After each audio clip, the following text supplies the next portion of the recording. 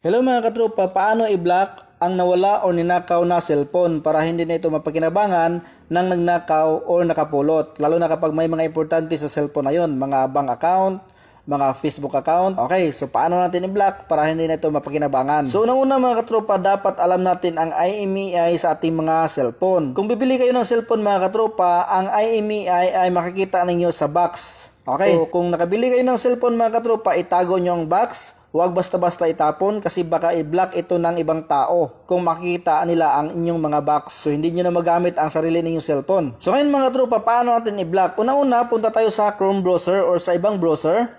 Open natin at dito sa search bar, i-type lang natin mga katropa ang IMEI Pro. Okay, so ito mga katropa, IMEI Pro. At lalabas itong pinakauna. I-click natin itong pinakauna at scroll down lang natin mga katropa. So dito mga katropa, i-type lang natin ang IMEI number sa ating mga nawalang cellphone. So hanapin nyo lang ang mga box mga katropa sa inyong nawalang cellphone. Okay, so kung hindi nyo na mahanap mga katropa or hindi nyo na alam ang inyong mga IMEI sa nawalang cellphone, wala na tayong magagawa. So advice ko sa lahat ng mga cellphone users mga katropa ay itago ninyo ang IMEI sa inyong mga cellphone. So paano natin i-search sa ating mga cellphone ang IMEI? So ito mga katropa ang number.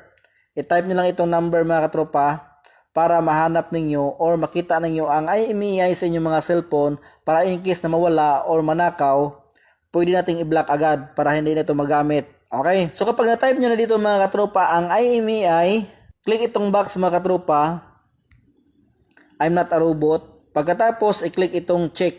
Okay? So, scroll down lang natin mga katropa. Makikita natin dito sa baba ang IMEI number, brand ng cellphone, phone model, blacklist status. Nakalagay dito ay clean. Okay? So, ngayon mga katropa, i-click natin itong report IMEI number to IMEI Pro. Click natin. Dito mga katropa, scroll down lang natin. So, kailangan makumpleto natin itong apat na steps para ma-block ang nawala o nanakaw nating cellphone. So, scroll down lang natin mga katropa. So, makikita natin dito ang IMEI number. I-type lang natin ulit. Tapos, click itong I'm not a robot. Click itong submit. Dito mga katropa, nakalagay ang ating IMEI number, phone information at scroll down lang natin. So dito mga katropa, kailangan maglagay or mag-type tayo ng sign sa ating cellphone. So para mas mabilis mga katropa, i-type natin ito ang color ng ating mga cellphone.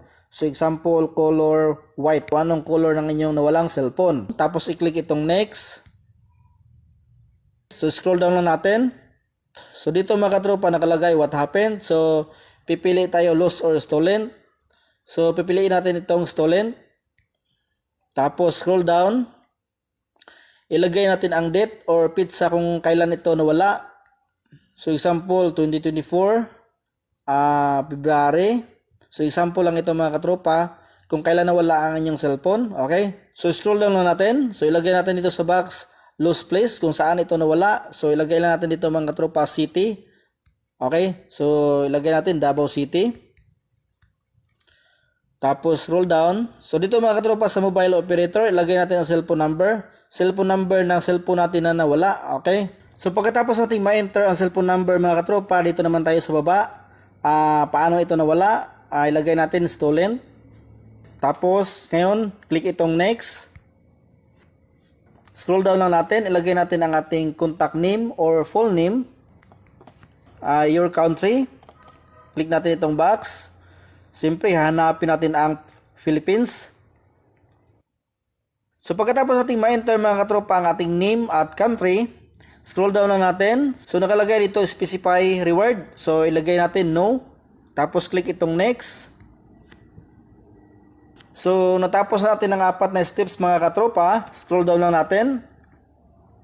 Dito ilagay natin ang ating contact email para mag-email sa atin si IMEI Pro sa status ng ating report sa kanya. Pagkatapos i-click itong confirm. Okay? So nakalagay dito, report confirmation code has been sent to email na nilagay natin. So magsisend si IMEI Pro ng code para ilagay natin dito sa baba. Okay? So hanapin natin ang code sa email natin. So ito na mga katropa ang code galing kay IMEI Pro. Copy lang natin. At ngayon balik tayo dito sa confirmation code. Okay. So i-type natin dito ang code. Tapos ngayon click itong verify code. Tapos dito mga katropa, i-check lang natin itong mga box, dalawang box. Tapos click itong complete. Success, nakalagay mga katropa, success. Congratulations, your IMEI Pro report has been successfully received. Okay, so maghihintay lang tayo mga katropa ng email galing kay IMEI Pro sa status ng ating report tungkol sa nawala nating cellphone or ninakaw na cellphone. Okay, so i-block niya automatic ito kapag natapos niya ma-review ang ating report.